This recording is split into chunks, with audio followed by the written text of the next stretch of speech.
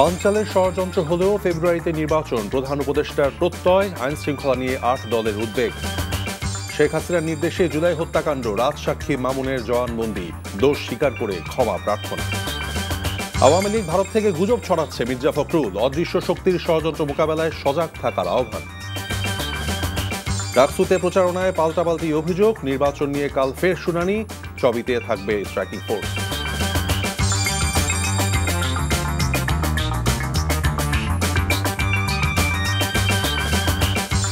আসসালামু আলাইকুম, মীর তৌফিক হোসেন স্বাগত জানাচ্ছি এনটিভি রাতের খবরে। ক্রাউন সিমেন্ট শিরোনাম দেখছিলেন, এবার বলছি পুরো খবর। বানচালের চেষ্টা হলেও আগামী ফেব্রুয়ারিতেই জাতীয় সংসদ নির্বাচন হবে বলে দৃঢ় প্রত্যয় ব্যক্ত করেছেন অন্তর্বর্তীকালীন সরকারের প্রধান উপদেষ্টা ডক্টর মোহাম্মদ ইউনূস। বিকেলে রাষ্ট্রীয় অতিথি ভবন যমুনায় ৮টি রাজনৈতিক দলের সঙ্গে বৈঠকে তিনি কথা বলেন। দলগুলোর পক্ষ থেকে দেশের বর্তমান আইনশৃঙ্খলা পরিস্থিতি নিয়ে উদ্বেগ প্রকাশের পাশাপাশি প্রশাসনে এখনও আওয়ামী ফ্যাসিস্টদের দোসররা রয়েছে জানিয়ে নির্বাচনের আগে তাদেরকে সরিয়ে দেওয়ার আহ্বান জানানো হয়। রিপোর্ট করছেন ফাহাদ মোহাম্মদ। দেশের বর্তমান পরিস্থিতি ও আসন্ন জাতীয় সংসদ নির্বাচন নিয়ে রাজনৈতিক দলগুলোর সাথে চলমান আলোচনার অংশ হিসেবে মঙ্গলবার প্রধান উপদেষ্টা ডক্টর মোহাম্মদ ইউনূসের সাথে বৈঠক করে এবি পার্টি, নাগরিক ঐক্য, গণসংহতি আন্দোলন, গণ অধিকার পরিষদ, এলডিপি, ইসলামী আন্দোলন বাংলাদেশ, জাতীয় গণফ্রন্ট ও হেফাজতে ইসলাম বাংলাদেশ। দলগুলোর প্রতিনিধির সাথে একত্রে বৈঠক করেন প্রধান উপদেষ্টা। বৈঠক শেষে রাজনৈতিক দলের নেতারা বলেন, বর্তমান আইন শৃঙ্খলা পরিস্থিতির যে অবনতি হয়েছে, নির্বাচনের আগে তা ঠিক না করা গেলে খেসারত দিতে হবে পুরো জাতিকে। প্রশাসনে যারা আওয়ামী চেতনা লালন করে, যারা প্রকাশ্যে এই ফ্যাসিবাদী সরকারের পক্ষে অবস্থান নিয়েছে, তাদেরকে চিহ্নিত করে তাদের পদ থেকে সরিয়ে দেওয়ার জন্য আমরা দাবি করেছি। যে পরিস্থিতি সেটা সমন্বয় করার জন্য, সেটার মনিটর করার জন্য একটা কমিটি গঠন করা দরকার। এই সমন্বয় কমিটি পুরো পরিস্থিতি মনিটর করবে। দেশের কোথাও যদি কোনো সংঘর্ষ হয়, কোথাও যদি কোনো সমস্যার সৃষ্টি হয়, পরিবেশ বিঘ্নিত হয়, তারা সেই রিপোর্ট করবে। সরকারের নিয়ন্ত্রণ, দৃঢ়তা এবং সমন্বয় যদি না হয়, তাহলে নির্বাচন নিয়ে যে সংশয় আমরা এখন দেখতে পাচ্ছি বিভিন্ন মহলে, এই সংশয়টা কাটবে না বলে আমরা দৃঢ়ভাবে মত প্রকাশ করেছি। সচিবালয়ে, পুলিশে, বিভিন্ন বাহিনীতে, গোয়েন্দা সংস্থায়, বিভিন্ন দপ্তরের সেক্টরে যে আওয়ামী ফ্যাসিবাদ তৈরি করেছিল, সেটার কোনো পরিবর্তন হয়নি। সেক্ষেত্রে এই ফ্যাসিবাদী কর্মকর্তাদেরকে স্বপদে বহাল রেখে আদৌ কি আবাদ সুষ্ঠু নিরপেক্ষ নির্বাচন জাতিকে উপহার দেওয়া সম্ভব কিনা? প্রশাসনে এখনও আওয়ামী ফ্যাসিস্টদের দোসররা বহাল তবিয়াতে আছে অভিযোগ করে একাধিক নেতা নির্বাচনের আগে তাদের অপসারণের দাবি জানান। পিআরের পক্ষে বিপক্ষেও মতামত এসেছে বৈঠকে। পিআর পদ্ধতি হলো একটা সুষ্ঠু জনমতের প্রতিফলন, একটা সুষ্ঠু একটা পদ্ধতি। পিআর আমরা পরিষ্কার বলেছি, আপনি এই জিনিসটা বিবেচনা করেন। ইটালির মতো দেশে 1948 থেকে আপনার 2023 পর্যন্ত 50 বার সরকারের রদবদল হয়েছে। নেপালে এই 10 বছরে 6 বার সরকার পরিবর্তন হয়েছে। এটা কোনো সাকসেসফুল পদ্ধতি নয়। বৈঠক শেষে প্রধান উপদেষ্টা প্রেস সচিব জানান, নির্বাচন বানচালের অনেক ষড়যন্ত্র চলছে, তবে ফেব্রুয়ারিতে যে কোনো মূল্যে নির্বাচনের অঙ্গীকার ব্যক্ত করেছেন প্রধান উপদেষ্টা। এমন পরিস্থিতি সৃষ্টি করার চেষ্টা করবে যাতে নির্বাচন না হয়।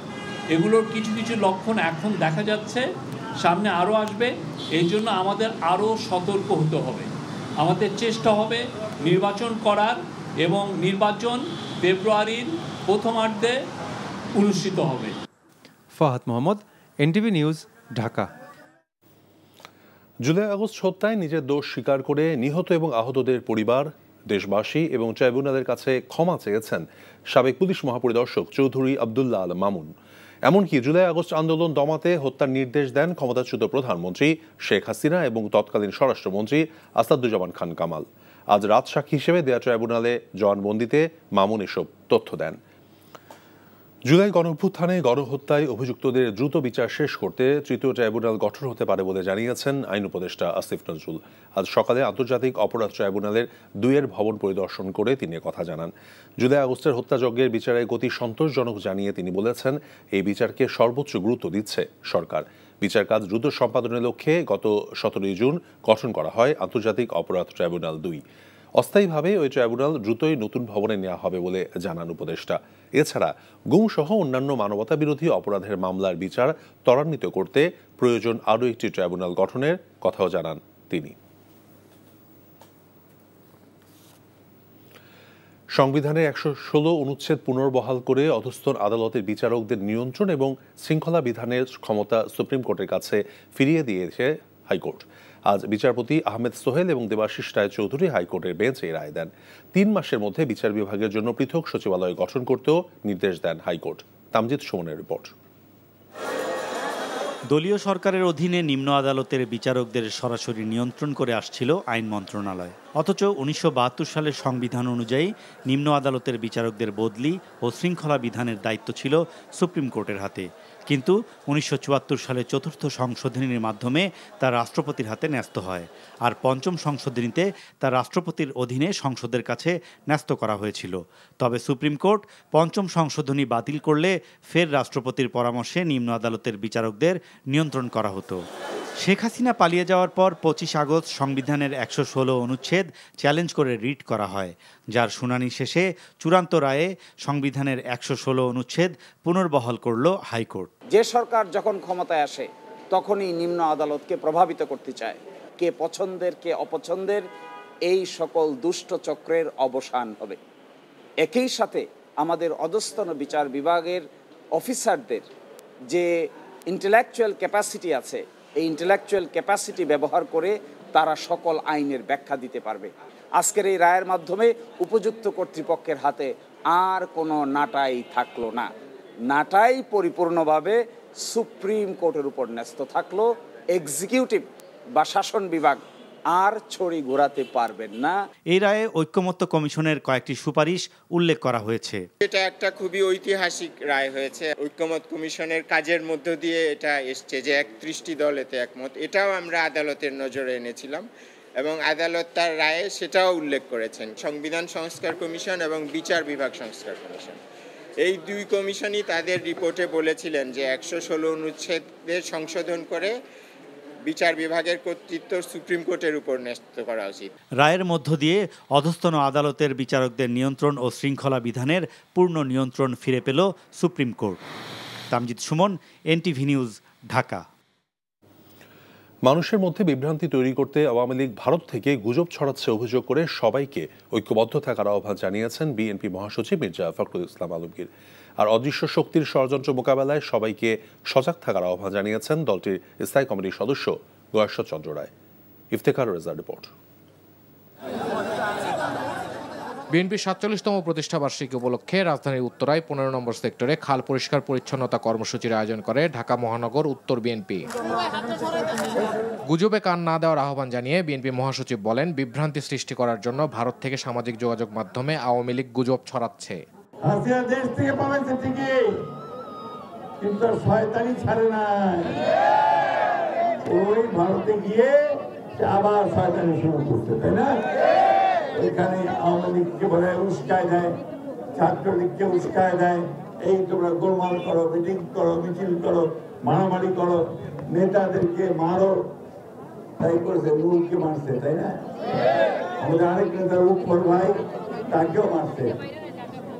আপনারা সাবধান থাকবেন, যদি আপনাদের কারো উপরে কোনো হাত পড়ে ওই আওয়ামী লীগের সেই হাত আপনারা ভেঙে দিবেন। বিএনপি মহাসচিব বলেন, আওয়ামী লীগের মতো চাটার দল হবে না বিএনপি। বিএনপি করে যদি আমরা আওয়ামী লীগের মতো চাটার দলে পরিণত হই, তাহলে কি মানুষ আমাদের ভালোবাসবে? এটা মাথায় রাখবেন সবাই। ইনশাআল্লাহ বললে হবে না, কাজে দেখাতে হবে। এদিকে বিএনপির ভারপ্রাপ্ত চেয়ারম্যান তারেক রহমানের কারামুক্তি দিবস উপলক্ষে জাতীয় প্রেস ক্লাবে আয়োজিত আলোচনা সভায় বিএনপির সিনিয়র যুগ্ম মহাসচিব রুহুল কবির রিজভী অভিযোগ করেন, ফ্যাসিবাদের দোসররা আওয়ামী লীগের উপর পুনরায় বিনিয়োগ করছে। যার কাছে সমস্ত প্রাইভেট ব্যাংক দিয়ে দেওয়া হয়েছিল, তুলে দেওয়া হয়েছিল, সেই শাহ আলম এখন দিল্লিতে শেখ হাসিনার কাছে পৌঁছে দেওয়ার জন্য ২৫০০ কোটি টাকা দিচ্ছেন, যে সেইখান থেকে তিনি বাংলাদেশের মধ্যে কিছু করবেন, কিছু ঘটাবেন, এই কাজ তিনি করবেন এবং প্রতিশ্রুতি দিয়েছেন আর ২০০০ কোটি টাকা দেবেন। Iftekhar Reza, NTV news, Dhaka. গণ অধিকার পরিষদের সভাপতি জুলাই গণঅভ্যুত্থানের অন্যতম রাজনৈতিক নেতা নুরুল হক নূরকে সুচিকিৎসার জন্য বিদেশে পাঠানোর নির্দেশ দিয়েছেন প্রধান উপদেষ্টা প্রফেসর ডক্টর মোহাম্মদ ইউনূস। আজ রাষ্ট্রীয় অতিথি ভবন যমুনায় প্রধান উপদেষ্টার সঙ্গে সাক্ষাৎ করেন নুরুল হক নূরের সহধর্মিণী মারিয়া আক্তার, দলের সাধারণ সম্পাদক রাশেদ খান এবং সিনিয়র যুগ্ম সাধারণ সম্পাদক হাসান আল মামুন। সুচিকিৎসার জন্য নূরকে বিদেশে নেওয়ার অনুরোধ জানান তার স্ত্রী মারিয়া আক্তার। এ সময় তাৎক্ষণিকভাবে সুচিকিৎসার জন্য নূরকে বিদেশে পাঠাতে স্বাস্থ্য মন্ত্রণালয়কে নির্দেশ দেন প্রধান উপদেষ্টা। তিনি বলেন, তার ভাষায় এই ঘটনায় আমরা সবাই স্তম্ভিত। তার সুচিকিৎসার সব ধরনের ব্যবস্থা নিয়েছি। এই ঘটনায় বিচার বিভাগীয় তদন্ত হচ্ছে।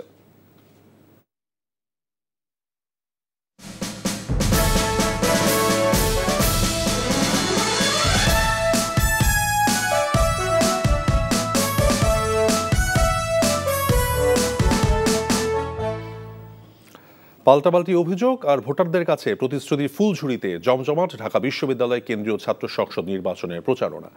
একদিকে ডাকসু নির্বাচন বানচালের ষড়যন্ত্র চলছে বলে অভিযোগ করেছে জাতীয়তাবাদী ছাত্র দল, অন্যদিকে সুষ্ঠু নির্বাচন আয়োজনে বিশ্ববিদ্যালয়ের প্রশাসনকে দায়িত্বশীল হওয়ার আহ্বান জানিয়েছে ইসলামী ছাত্র শিবির। নাজিবুর রহমানের রিপোর্ট। গেল কদিন ধরেই ঢাকা বিশ্ববিদ্যালয় ক্যাম্পাসে সূর্যের উত্তাপ বাড়ার সাথে সাথে বাড়ছে প্রচারণাও। ডাকসু নির্বাচনে বিজয়ী হতে কথার ফুলঝুরি দিয়ে শিক্ষার্থীদের মন জয় করতে চাচ্ছেন সবাই, দিচ্ছেন নানা আশ্বাস। ভার্সিটির প্রশাসন সে মুখে লেভেল প্লেইং ফিল্ড বললেও একটা গোষ্ঠীকে সে পরোক্ষ মদত দিয়ে যাচ্ছে। আমাদের নিরাপত্তা এনশিওর করবে এটা, আর হচ্ছে আমাদের 100% আবাসন। তবে মঙ্গলবারও ক্যাম্পাস জুড়ে আলোচনায় ছিল সামাজিক যোগাযোগ মাধ্যমে এক নারী শিক্ষার্থীকে ধর্ষণের হুমকি দেবার ঘটনা। এ নিয়ে প্রার্থীরা অভিযোগে তীর ছুঁড়েছেন একে অন্যের প্রতি। গণধর্ষণের ঘোষণা দিচ্ছে প্রকাশ্যে এবং এখনো পর্যন্ত সে প্রকাশ্যে ঘুরে বেড়াচ্ছে। ঢাকা বিশ্ববিদ্যালয় প্রশাসন এবং রাষ্ট্রীয় প্রশাসন এখনো পর্যন্ত তার বিরুদ্ধে ভিন্ন পরিমাণ কোনো ব্যবস্থা নেয়নি। এগুলোকে আপনারা মনে করছেন সুস্থ সমাজ? ওই ছেলেকে শিবির বলে তারা চালিয়ে দেওয়ার জন্য চেষ্টা করছে, শিবির উপর দায় দিয়ে দেওয়ার চেষ্টা করছে, কিন্তু ওই ছেলের শিবিরের সাথে কোনো সংশ্লিষ্টতা নাই। আমরা দেখতে পেয়েছি সে ছাত্রদলের সাথে সংশ্লিষ্টতা, তার অনেকগুলো ফেসবুক পোস্ট আছে। ঢাকা বিশ্ববিদ্যালয়ে নারীদেরকে স্লাশ শেভিং করা কিংবা গণধর্ষণের মতো হুমকি দেওয়ার মতো পরিস্থিতি আমরা কখনো তৈরি হতে দেব না। অভিযুক্ত আলী হোসেনের বিরুদ্ধে তদন্ত চলছে বলে জানিয়েছেন ডাকসু নির্বাচনের চিফ রিটার্নিং কর্মকর্তা। অসৌজন্যমূলক একটা কমেন্ট করেছে আমাদের কোনো এক প্রার্থী সম্পর্কে, সেটার বিষয় আমাদের প্রক্টোরিয়াল অফিস থেকে একটা তদন্ত কমিটি হয়ে গেছে অলরেডি। তার বিষয়ে এসএমটিতে হয়তো সিদ্ধান্ত আপনারা জানতে পারবেন কি হবে। নির্বাচন ঘিরে সাইবার বুলিং বন্ধে বিটিআরসি ও আইন শৃঙ্খলা বাহিনীর সহযোগিতা চেয়েছে বিশ্ববিদ্যালয় প্রশাসন। Najibur Rahman, NTV news, Dhaka. ডাকসু নির্বাচন নিয়ে হাইকোর্টের আদেশের উপর চেম্বার আদালতের স্থগিতাদেশ আগামীকাল পর্যন্ত বহাল থাকছে। কাল প্রধান বিচারপতি ডক্টর সৈয়দ রেফাত আহমেদের নেতৃত্বে আপিল বিভাগের পূর্ণাঙ্গ বেঞ্চ এই বিষয়ে শুনানি হবে। শুনানি শেষে হতে পারে চূড়ান্ত রায়। আজ চেম্বার বিচারপতি ফারা মাহবুব এই আদেশ দেন।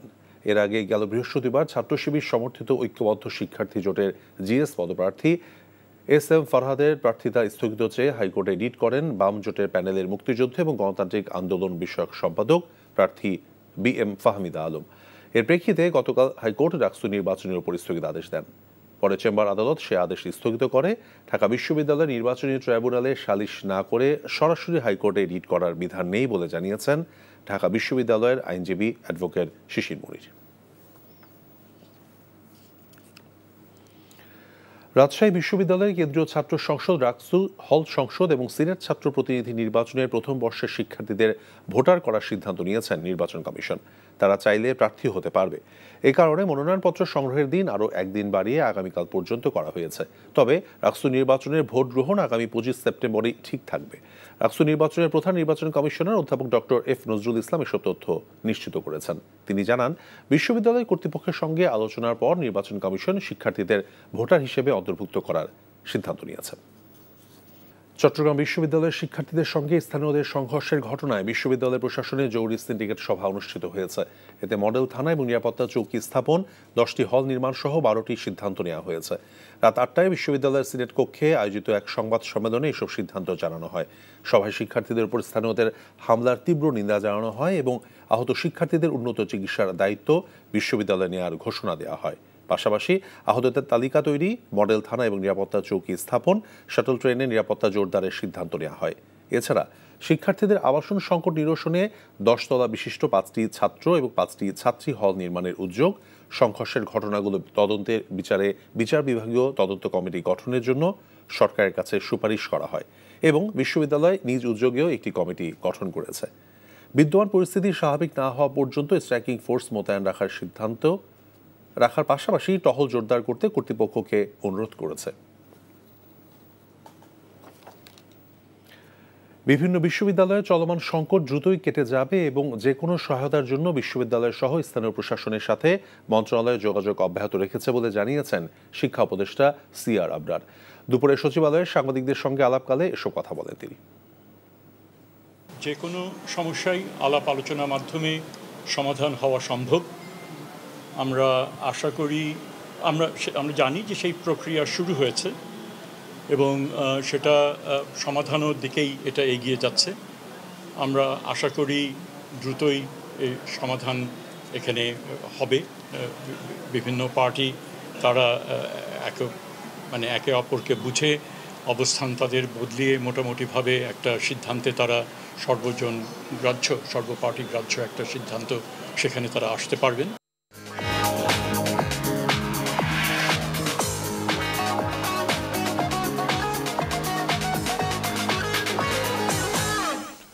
মার্কেন্টাইল ব্যাংক অর্থনীতির খবর। বিতর্কিত ব্যবসায়ী এস আলম বেনামে শুধু ফার্স্ট সিকিউরিটি ইসলামী ব্যাংক থেকে লুট করেছেন 38,000 কোটি টাকা। আর এমন অনাচারের কারণেই ব্যাংকটি ডুবতে বসেছে। দুপুরে বাংলাদেশ ব্যাংকের প্রধান কার্যালয়ে গভর্নরের সঙ্গে আলোচনা শেষে সাংবাদিকদের এমন তথ্য জানান ফার্স্ট সিকিউরিটি ইসলামী ব্যাংকের চেয়ারম্যান আব্দুল মান্নান। তিনি বলেন, ফার্স্ট সিকিউরিটি এবং বাংলাদেশ ব্যাংক উভয় নিরীক্ষায় ব্যাংকটির দুর্বলতা প্রকাশ পেয়েছে। এ সময় অন্য ব্যাংকের সঙ্গে একীভূত হতে ফার্স্ট সিকিউরিটির অনীহা নেই ইঙ্গিত দিয়ে তিনি জানান, ব্যাংকটির গ্রাহক কর্মচারীরা যেন সমস্যায় না পড়েন সে বিষয়ে আগে ভাবতে হবে। তবে 5 আগস্টের পর ব্যাংকটির গ্রাহক এবং আমানতের বৃদ্ধির পাশাপাশি খেলাপি ঋণ আদায়ের সাফল্য পাওয়া গেছে বলে জানান Abdul Mannan.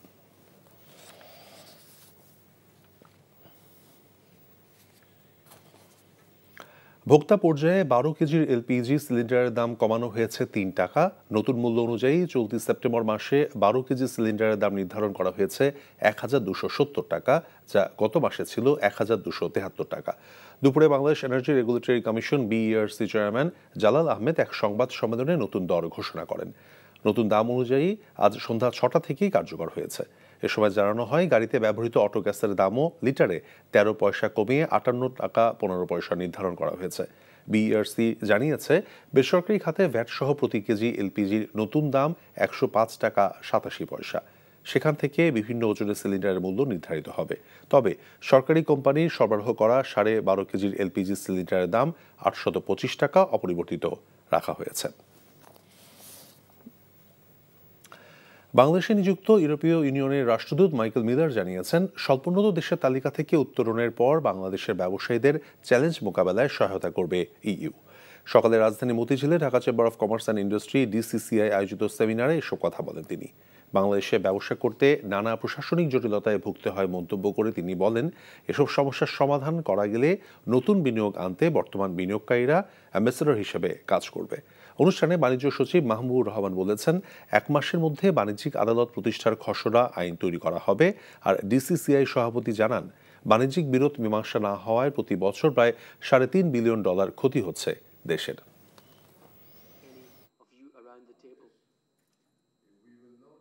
To my mind, currently most striking in the sector of logistics and shipping, where European world leaders are ready to step up the efficiency of a sector that matters to each and every business established in Bangladesh, whether domestic or foreign. আগামী 30 দিনের মধ্যে রাজনৈতিক দল হিসেবে বাংলাদেশ নেজামে ইসলামকে নিবন্ধন দিতে নির্বাচন কমিশনকে নির্দেশ দিয়েছেন হাইকোর্ট। বিচারপতি শশাঙ্ক শেখর সরকার এবং বিচারপতি ফয়সাল হাসান আরিফের যৌথ বেঞ্চ আজ এই আদেশ দেন। একই সঙ্গে দলীয় প্রতীক বই প্রদানেরও আদেশ দেওয়া হয়। রায়ের পর সাংবাদিকদের ব্রিফিংয়ে নেজামে ইসলামের মহাসচিব মুস্তাবির ইজহার বলেন, সব রকম শর্ত পূরণ করলেও রাজনৈতিক কারণে বিগত সময়ে দল হিসেবে নেজামে ইসলামকে নিবন্ধন দেওয়া হয়নি। 2023 সালে নিবন্ধন আবেদন বাতিল হলে হাইকোর্টে শরণাপন্ন হয় দলটি। গেল 17 মার্চ শুনানি শেষে আজ এই বিষয়ে চূড়ান্ত রায় দিলেন হাইকোর্ট। শুরু হলো RFL এর ইলেকট্রনিক্স পণ্যের চেইন শপ ভিশন এম্পোরিয়ামের ড্রিম হোম ক্যাম্পেইনের সিজন 2। মঙ্গলবার রাজধানী গুলশানে একটি হোটেলে ক্যাম্পেইনের উদ্বোধন করেন RFL এর ব্যবস্থাপনা পরিচালক RN পাল। এই ক্যাম্পেইনের পুরস্কার হিসেবে থাকছে একাধিক ফ্ল্যাট, গাড়ি, ইলেকট্রনিক্স পণ্য, গিফট ভাউচার সহ মোট 559টি পুরস্কার। ভিশন এম্পেরিয়াম থেকে মাত্র 5,000 টাকার পণ্য কিনে অংশ নেওয়া যাবে এই ক্যাম্পেইনে। মঙ্গলবার থেকে শুরু হওয়া এই ক্যাম্পেইন চলবে 31 ডিসেম্বর পর্যন্ত। প্রতি সপ্তাহে ঘোষণা করা হবে বিজয়ীদের নাম, তুলে দেওয়া হবে পুরস্কার। উদ্বোধন অনুষ্ঠানে RFL এর ব্যবস্থাপনা পরিচালক RN পাল জানান, প্রতি বছরই বাড়বে পুরস্কারের সংখ্যা। আগামী 10 বছরে সারা দেশে 5,000 আউটলেট দেওয়ার ঘোষণা করেন তিনি।